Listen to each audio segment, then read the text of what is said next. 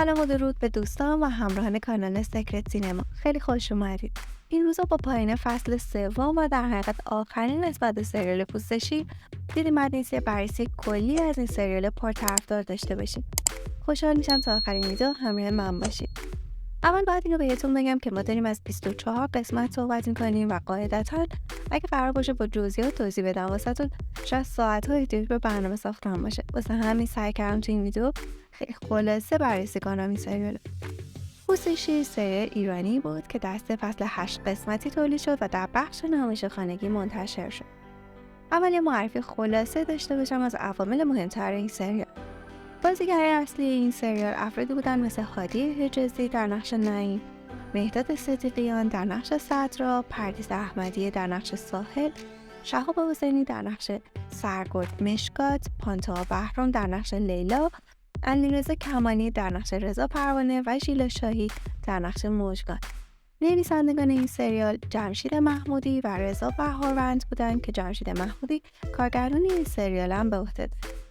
اما اگه بخوام یه فلش بک به خلاصه داستان سریال بزنم، نعیم همین آقایی که در تصویر میبینید بعد 15 سال از زندان آزاد میشه و میره دیدن دخترش ساحل.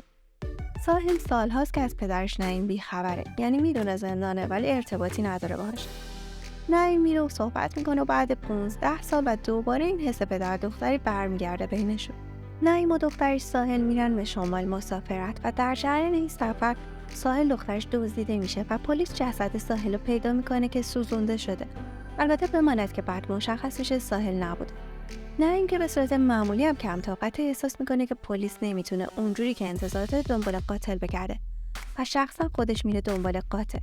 یه دوست قدیمی که سالها با هم زندان بودن به نام رضا که معروف توی فیلم به رضا پروانه و یه پسری به نام صدرا که دوست پسر دخترش بوده همیشه همراهش هستن تا آخر سریال. نعیم در این بین که دنبال قاتل دخترش خیلی خطرات رو به وجود میاره واسه خودش و دوستش. سرگرد مشکات هم باش راه میاد چون دختر خودش رو از دست داده و خلافکار کشتنش. واسه همین کاملا درک میکنه حس نعیمو. هر کی بود مطمئنا چند بار داخل هولفتینی مینداختش. اما خب دلش با حال نعیم میسوزه و خیلی باهاش همزاد پنداری میکنه. مدتی که میگذره نعیم توسط یه فیلم که یکی از خلافکارا فرستاده واسش تو واتساپ متوجه میشه که دخترش زنده است و حسابی خوشحال میشه. از اون به بعد تلاشش رو بیشتر میکنه واسه پیدا کردن ساحل و بالاخره میتونه بعد از کلی تلاش و جستجو ساحل رو پیدا کنه. این صحنه ها بیننده رو امیدوار میکنه اما چیزی نمیگذره که ساحل وقتی تو ماشین دوست پسرش به همراه نعیم و لیلا مادرش که از شوهر سابقش جدا شده یه موتوری با اسلحه میاد و ساحل و جلوی چشم اونو با یه تیر به مغزش میکشه.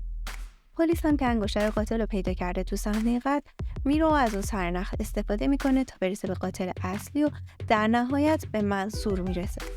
رضا پروانه سرطان داره. به خاطر اینکه به نعیم رفیقش کمک کنه تا بتونه دخترش رو پیدا کنه به کسی چیزی نگفته تا اینکه این خانم یعنی مژگان که زن سیغه ایشه میبینه آزمایشش رو متوجه میشه و به زور میبرش دکتر واسه عمل. اونم عمل انجام میده و خوب میشه. منصور زیر بار قتل ساحل نمیره اما به قتل برادرش که خیلی سال پیش بوده اعتراف میکنه. در نهایت پلیسا میتونن با مستنداتی که به دست میارن ثابت کنن که منصور قاتل ساحله.